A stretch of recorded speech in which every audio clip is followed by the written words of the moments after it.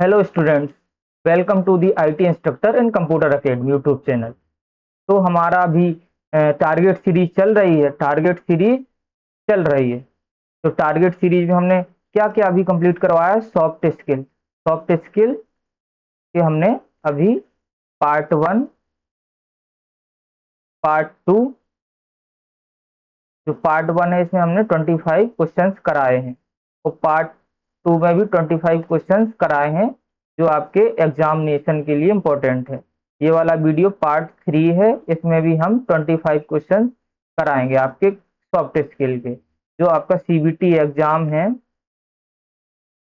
CITS का final exam वो कब है आपका? 5 जुलाई 2026 को है। ओके, तो उसी के लिए ये टारगेट सीरीज चल रही है। टारगेट सीरीज इसमें हम क्या कराएंगे? सॉफ्ट स्किल कराएंगे, जो आज कंप्लीट हो जाएगा पूरा। इसके बाद हम पीओटी, जिसे हम टीएम बोलते हैं। इसके बाद हम ट्रेड थ्योरी, जो आपका सीएसए है, कंप्यूटर सॉफ्टवेयर एंड एप्लीकेशन, इसको कंप्लीट कराएंगे। तो चलिए स्टार्ट करते हैं फर्स्ट क्वेश्चन से।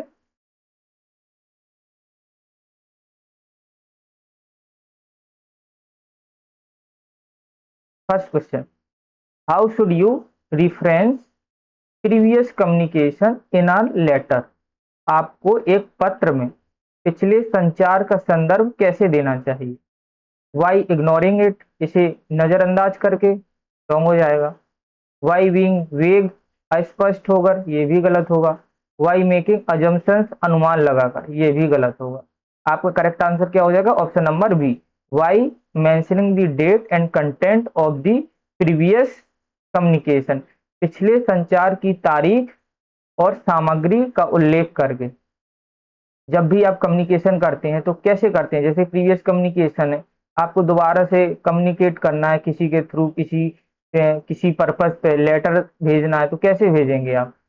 जो आपने लास्ट कन्वर्सेशन होगा आपका, जो लास्ट में आपने कम्युनिकेशन किया होगा, उसमें क्या करेंगे? डेट एंड कंटेंट को मेंशन करेंगे।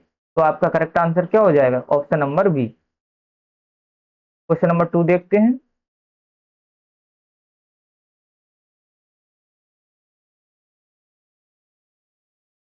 What is the purpose of a letter of application? आवेदन पत्र का उद्देश्य क्या है? आवेदन पत्र का उद्देश्य क्या है? To request a job interview, नौकरी साक्षात्कार का अनुरोध, या फिर आपका हो जाएगा टू कंप्लेन अबाउट प्रोडक्ट, उत्पाद की शिकायत करना, गलत हो जाएगा, ये तो होगा नहीं। To ask for a loan, ऋण मांगना, ये भी गलत हो जाएगा। To inform about a vacation, छुट्टी की जानकारी देना, ये भी गलत हो जाएगा। तो आपका ऑप्शन कौन सा रहेगा? ऑप्शन नंबर ए करेक्ट हो जाएगा। To request a job interview, नौकरी साक्षात्कार का अनुरोध करना। पर्पस क्या रहता है आपका लेटर एप्लीकेशन? जब भी आप एप्लीकेशन लेटर बनाते हैं, रिज्यूम बनाते हैं, वो किस लिए रहता है? तो request job interview, job interview के लिए तो एप्लीकेशन इंटरव्यू रिज्यूमे बनाते हैं आप। नौकरी साक्षात्कार का अनुरोध करना, इसी के लिए बनाते हैं। तो करेक्ट आंसर हो जाएगा आपका क्वेश्चन नंबर 2 का, to request a job interview, नौकरी साक्षात्कार का अनुरोध करना। क्वेश्चन नंबर 3 पे चलते हैं।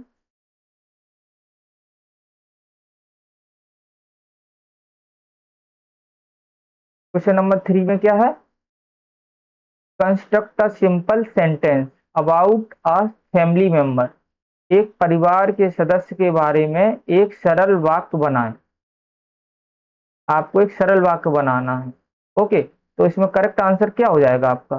करेक्ट आंसर हो जाएगा आपका option number B, my brother is tall. ये करेक्ट हो जाएगा, क्योंकि ये ब्रदर इज माई टॉल ये करेक्ट सेंटेंस नहीं है। टॉल इज माई ब्रदर ये भी करेक्ट नहीं है। इज टॉल ब्रदर माई, ये भी नहीं। तो आपका करेक्ट आंसर क्या होगा?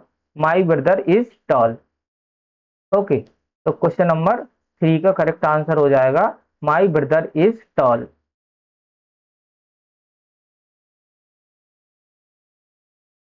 क्वेश्चन 4 देखते हैं। क्वेश्चन 4 में क्या कह रहा है? What should you do to prepare for a discussion on current affairs? वर्तमान मामलों पर चर्चा की तैयारी के लिए आपको क्या करना चाहिए? जो आपके वर्तमान मामले हैं उन पर चर्चा के लिए आपको क्या करना चाहिए, कौन सी कैसी तैयारी करनी चाहिए आपको, तो उसको आपको बताना है। इग्नोर दी टॉपिक, विषय को नजरअंदाज करना गलत हो जाएगा। फॉरगेट इंपॉर्टेंट पॉइंट्स, महत्वपूर्ण बिंदुओं को भूल जाना, ये भी रॉन्ग हो जाएगा। मेमोराइज इररिलेवेंट फैक्ट्स, अप्रासंगिक तथ्यों को याद करना, ये भी गलत हो जाएगा। रिसर्च दी टॉपिक, आप उस टॉपिक पर रिसर्च करेंगे, शोध करेंगे, विषय पर शोध करेंगे, तभी तो आप उस विषय पर महारत हासिल कर पाएंगे, उस विषय पर आप रिसर्च कर पाएंगे, डीप नॉलेज बढ़ पाएगी। है तो क्वेश्चन आपको क्या कह रहा था, what should you do to prepare for a discussion on a current affair. Current affair में किसी भी चीज को आपको डीप में पढ़ना है, तो उस टॉपिक के बारे में रिसर्च करेंगे, शोध करेंगे। तो आपका क्वेश्चन नंबर 4 का करेक्ट आंसर क्या हो जाएगा, option number B, research the topic. Question number 6 देखते हैं, सॉरी क्वेश्चन नंबर 5। 5 में क्या कह रहा है, what is the correct spelling of a word meaning a place where a people live, where a people live. A place where a people live का सही वर्तनी क्या है, आपको बतानी है। ये 4 ऑप्शन दिए ए बी सी डी, तो वो स्पेलिंग क्या होगी जहां पीपल रहते हैं, तो ये तो गलत हो जाएगी आपकी रेसिडेंस, ये स्पेलिंग गलत है। स्पेलिंग आपको देखनी है कौन सी है, ये भी गलत हो जाएगी, ये भी गलत हो जाएगी। जो आपकी करेक्ट स्पेलिंग है वो है क्या, option number B, residence. Residence रहती है ना, RESIDENC, तो करेक्ट आंसर हो जाएगा आपका क्वेश्चन नंबर 5 का ऑप्शन नंबर बी। क्वेश्चन 7 देखते हैं, सॉरी क्वेश्चन 6। क्वेश्चन 6 देखते हैं, 6 में क्या कह रहा है, what does the sentence the room is very spacious imply. वाक्य the room is very spacious का मतलब क्या है, the room is very spacious मतलब कि the room is large. Correct answer हो जाएगा 6 का B, the room is large, क्योंकि स्पेशियस है, स्पेस है, स्पेस है, स्पेशियस है, स्पेस होगा उसे हम क्या बोलेंगे, लार्ज बोलेंगे। तो आपका करेक्ट आंसर हो जाएगा द रूम इज लार्ज। तो ए रॉन्ग हो जाएगा, the room is small, the room is dark, the room is noisy. तो करेक्ट आंसर हो जाएगा आपका द रूम इज लार्ज। 7 देखते हैं, 7 में क्या पूछ रहा है। 7, विच sentence correctly describe an environment. कौन सा वाक्य एक पर्यावरण को सही ढंग से वर्णित करता है, तो कौन सा वाक्य होगा जो एनवायरमेंट एनवायरमेंट को सही शो कर रहा है इन चारों ऑप्शन में। द चेयर इज रेड, ये गलत हो जाएगा। She is very happy, he reads a book, ये भी गलत हो जाएगा। ये करेक्ट आंसर हो जाएगा B, the sky is cloudy. ये यही तो क्लाउडी है, क्लाउडी समझ लो एनवायरमेंट के बारे में बता रहा होगा, कह रहा होगा। तो द स्काई इज क्लाउडी आपका हो जाएगा क्वेश्चन नंबर 8 का आंसर।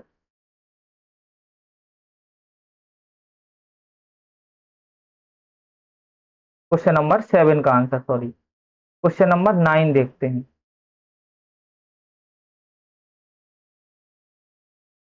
क्वेश्चन नंबर 8 देखते हैं, ये पीपीटी थोड़ी आगे पीछे हो गई है तो क्वेश्चन नंबर 8 देखते हैं। 8 में क्या कह रहा है, विच सेंटेंस इज करेक्टली कंस्ट्रक्टेड। कौन सा वाक्य सही ढंग से निर्मित है, कौन सा वाक्य सही ढंग से निर्मित है। तो आपको सेंटेंस देखने, 4 सेंटेंस दिए, कौन सा आपका करेक्ट है। We going to school wrong हो जाएगा, स्कूल वी गोइंग गलत हो जाएगा, going to school we are, ये भी गलत हो जाएगा। करेक्ट आंसर क्या हो जाएगा, option number C, we are going to school. We are going to school, ये आपका करेक्ट सेंटेंस हो जाएगा, बाकी तीनों सेंटेंस आपके रॉन्ग हैं। ओके, क्वेश्चन नंबर 8 का ऑप्शन नंबर सी हो जाएगा। क्वेश्चन नंबर 9 देखते हैं, what is an important aspect for taking message. संदेश लेने का एक महत्वपूर्ण पहलू क्या है, संदेश लेने का महत्वपूर्ण पहलू क्या है आपका बताना है। तो राइटिंग नीटली, साफ सुथरा लिखना, करेक्ट आंसर है आपका, पहले ही ऑप्शन है। इग्नोरिंग डिटेल्स, विवरण को नजरअंदाज करना, गलत हो जाएगा। फॉरगेटिंग दी मैसेज, संदेश को भूल जाना, ये भी गलत हो जाएगा। मेकिंग अजम्पशन, अनुमान लगाना, ये भी गलत हो जाएगा। जो आपका करेक्ट आंसर होगा क्वेश्चन नंबर 9 का, राइटिंग नीटली, साफ सुथरा लिखना, आपका करेक्ट आंसर हो जाएगा। क्वेश्चन नंबर 10 देखते हैं।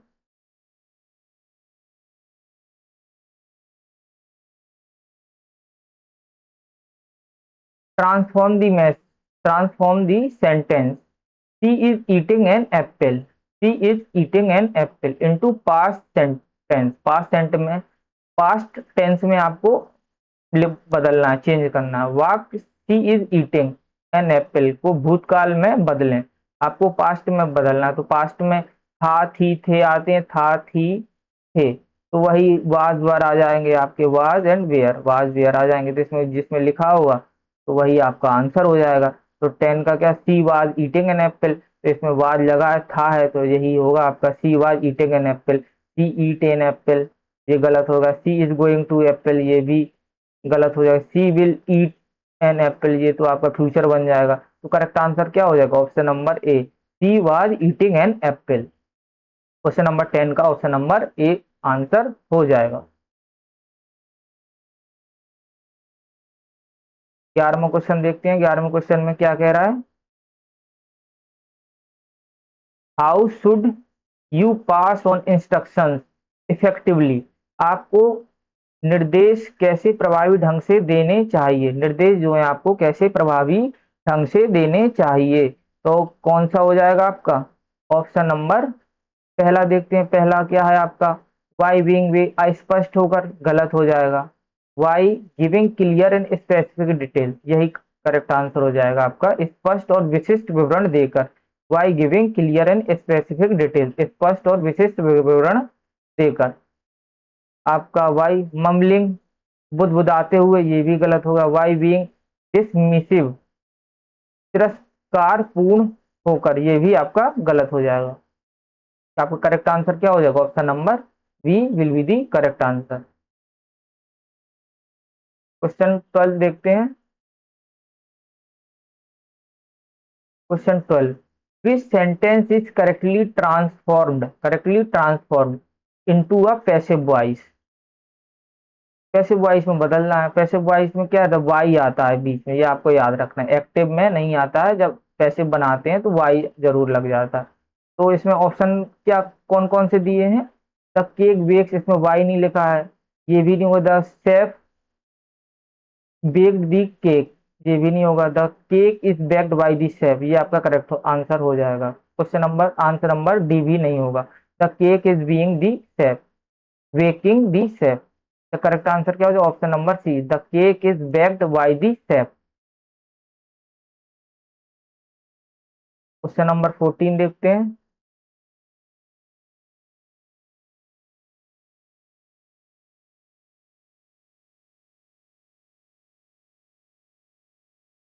क्वेश्चन नंबर 13 देखते हैं।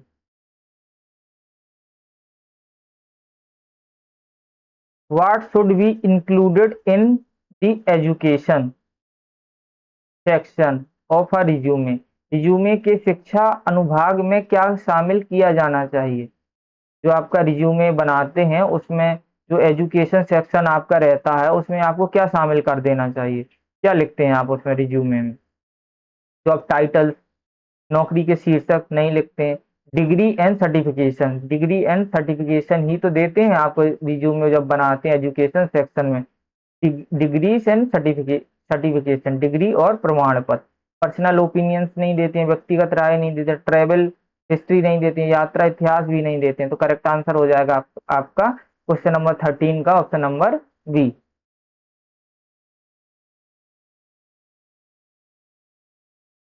14 नंबर देखते हैं। 14 नंबर का क्या आंसर होगा, what is the primary purpose of the role playing in discussion, चर्चाओं में भूमिका निभाने का प्राथमिक उद्देश्य क्या है। तो आपको आंसर बताना है, इसका आंसर क्या होगा।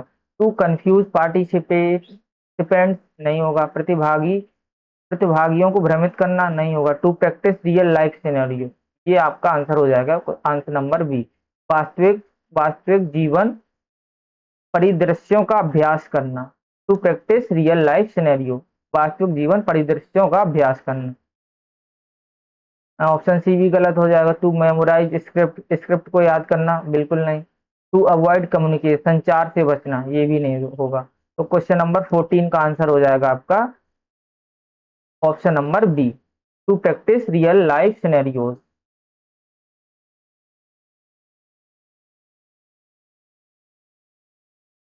15 नंबर देखते हैं। 15 नंबर में क्या पूछ रहा है? What is the key component of a resume.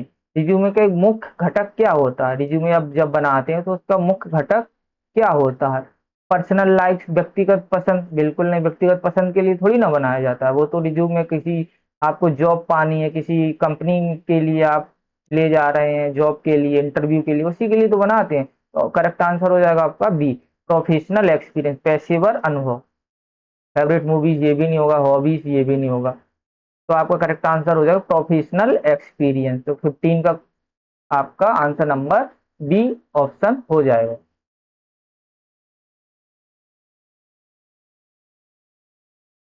16वां question देखते हैं।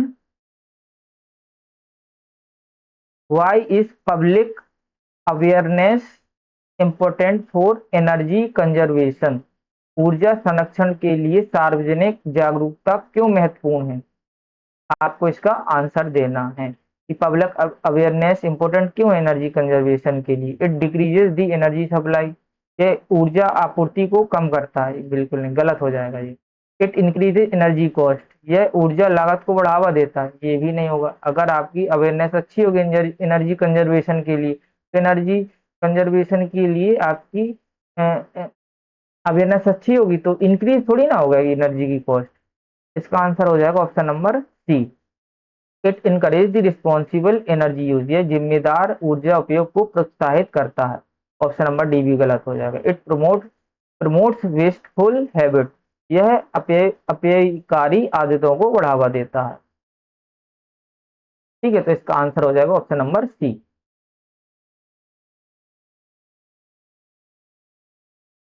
17 नंबर देखते हैं।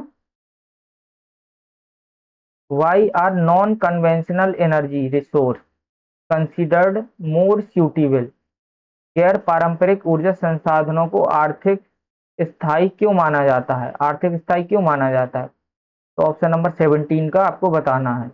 जो नॉन कन्वेंशनल एनर्जी रिसोर्सेस रहते हैं, they are cheaper to produce, वे उत्पादन करने में सस्ते होते हैं, गलत हो जाएगा। दे आर लेस इफिशियंट, वे कम कुशल हैं, ये भी गलत हो जाएगा। They are renewable and have lower environmental impact, वे नवीनकरणीय और कम पर्यावरणीय प्रभाव वाले होते हैं, ये आपका सुटेबल करेक्ट आंसर हो जाएगा। ये भी गलत हो जाएगा। दे रिक्वायर मोर मेंटेनेंस, उन्हें आर्थिक रख रखाव की आवश्यकता होती है, ये नहीं होगा। ऑप्शन नंबर 17 का सी हो जाएगा। They are renewable and have lower environmental impact, वे नवीनकरणीय और कम पर्यावरणीय प्रभाव वाले होते हैं। क्वेश्चन नंबर 18 देखते हैं। 18 में क्या है? How does solar energy benefits the environment compare to fossil fuel. सौर ऊर्जा जीवाश्म ईंधनों की तुलना में पर्यावरण को कैसे लाभ पहुंचाती है? इट इज मोर एक्सपेंसिव, ये अधिक महंगी होती है, गलत हो जाएगा। It produces no green house gases, यह ग्रीन हाउस गैसों का उत्पादन नहीं करती है, बिल्कुल सही हो जाएगा। क्योंकि जो आपकी सोलर एनर्जी रहती है वो आपकी कोई ग्रीन हाउस गैसेस का प्रोडक्शन नहीं करती है, कोई प्रोड्यूस नहीं करती है, इसलिए आपकी ये सोलर एनर्जी जो है वो बेस्ट एनर्जी मानी जाती है। तो ये भी गलत हो जाएगा। इट रिक्वायर्ड माइनिंग, इसके लिए खनन की आवश्यकता होती है, गलत हो जाएगा। It is limited in supply, यह सीमित आपूर्ति में है, ये भी गलत है। करेक्ट आंसर हो जाएगा आपका 18 का बी।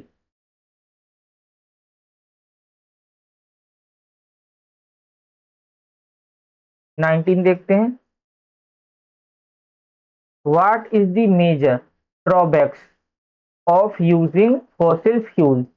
जीवाश्म ईंधन का उपयोग करने का मुख्य नुकसान क्या है? आपको बताना है जो फॉसिल फ्यूल्स रहते हैं उसके ड्रॉबैक्स क्या हैं। दे आर रिन्यूएबल, वे नवीनकरणीय होते हैं। ये ऑप्शन गलत हो, वे रिन्यूएबल नहीं होते हैं। दे प्रोड्यूसेस ग्रीन हाउस गैसेस, ये करेक्ट आंसर हो जाए क्योंकि इसमें ड्रॉबैक्स पूछा है। वे ग्रीन हाउस गैसों का उत्पादन करते हैं, बिल्कुल करते हैं। जो फॉसिल फ्यूल्स रहते हैं वो ग्रीन हाउस गैसेस प्रोड्यूस करते हैं, ये यही इसका ड्रॉबैक्स हो जाएगा। दे आर अबंडेंट, वे प्रचुर मात्रा में है, बिल्कुल भी नहीं है। दे आर चीप, ये सस्ते हैं, बिल्कुल भी नहीं। ये सारे गलत आंसर हो जाएंगे। जो आपका करेक्ट आंसर होगा वो they produce green house gases, वे ग्रीन हाउस गैसों का उत्पादन करते हैं। 19 का option number B will be the correct answer.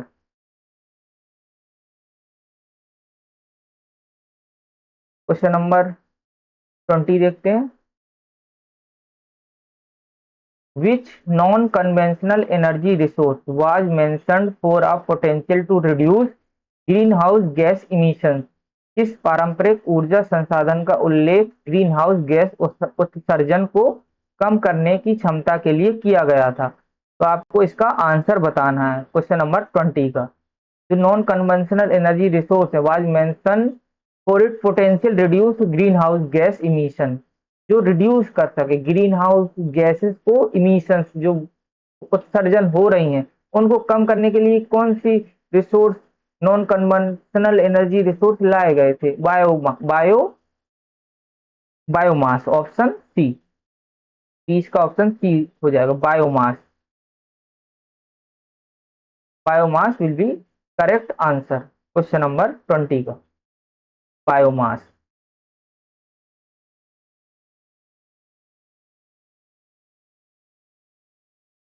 Question number 21 देखते हैं। Which energy resource can be created from organic waste, किस ऊर्जा संसाधन को जैविक कचरे से बनाया जा सकता है? ऑप्शन ए कोयल कोयला, रॉन्ग आंसर हो जाएगा। नेचुरल गैस, प्राकृतिक गैस, ये भी गलत आंसर हो जाएगा। बायोगैस, बायोगैस आपका करेक्ट आंसर हो जाएगा। बायोगैस, यूरेनियम भी आपका रॉन्ग हो जाएगा। तो 21 का करेक्ट आंसर हो जाएगा आपका बायोगैस। 22वां क्वेश्चन देखते हैं।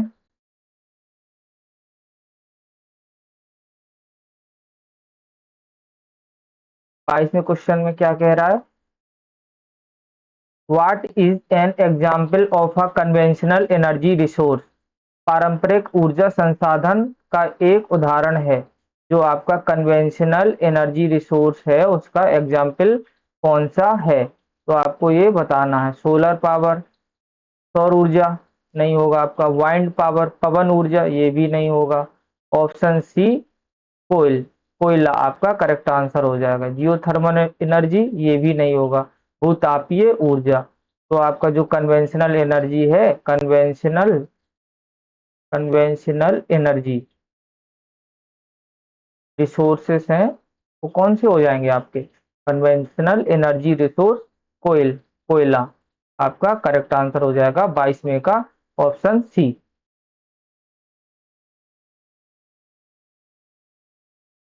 23वां क्वेश्चन देखते हैं।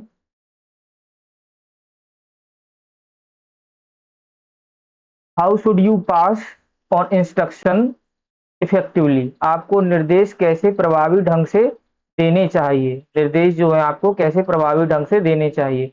Option A by being vague, अस्पष्ट होकर, ये आपका रॉन्ग हो जाएगा। By giving clear and specific detail, स्पष्ट और विशिष्ट विवरण देकर, ये आपका करेक्ट आंसर हो जाएगा। ऑप्शन सी वाई ममलिंग, बुदबुदाते हुए, ये भी आपका गलत हो जाएगा। वाई बीइंग डिसमिसिव, तिरस्कार पूर्ण होकर, ये भी आपका गलत हो जाएगा। ये रिपीटेड क्वेश्चन आ रहे हैं 20 तक। जो आपके क्वेश्चन थे वो यूनिक क्वेश्चन थे, बट ये आपके रिपीटेड क्वेश्चन है जो हमने अभी थोड़ी देर पहले किए हैं। तो इसका करेक्ट आंसर क्या हो जाएगा? Option B by giving clear and specific details, स्पष्ट और विशिष्ट विवरण देकर, ये आपका करेक्ट आंसर हो जाएगा। 24 देखते हैं।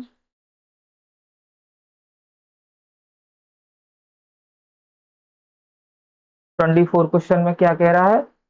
विच सेंटेंस इज करेक्टली कंस्ट्रक्टेड, कौन सा वाक्य सही ढंग से निर्मित है? इनमें से आपको बताना है कौन सा करेक्ट सेंटेंस है। वी गोइंग टू स्कूल ये आपका नहीं होगा क्योंकि इसमें हेल्पिंग वर्ब नहीं लगी है।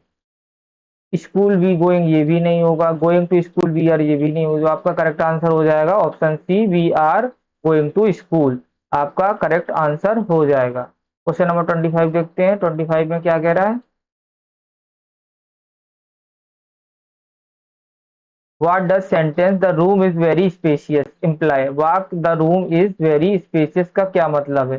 स्पेशियस, स्पेशियस लिखा है स्पेशियस, तो इसमें स्पेशियस का मतलब क्या रहता है? ये लार्ज होगा, स्पेस है रूम के अंदर, तो आपका करेक्ट आंसर क्या हो जाएगा? स्मॉल तो होगा नहीं, डार्क भी नहीं होगा, नॉइज भी नहीं, the room is large. Correct answer हो जाएगा आपका 25 का ऑप्शन नंबर बी। तो हमने अभी सॉफ्ट स्किल्स के 25 इंपॉर्टेंट क्वेश्चन किए हैं, जो हमारा पार्ट 3 था। हमने इसमें 25 क्वेश्चन कंप्लीट कर लिए हैं। आपको इस जो लेक्चर है इसकी पीडीएफ आपको हमारे टेलीग्राम चैनल पे मिल जाएगी। टेलीग्राम चैनल पे आप सर्च करेंगे CIT इंस्ट्रक्टर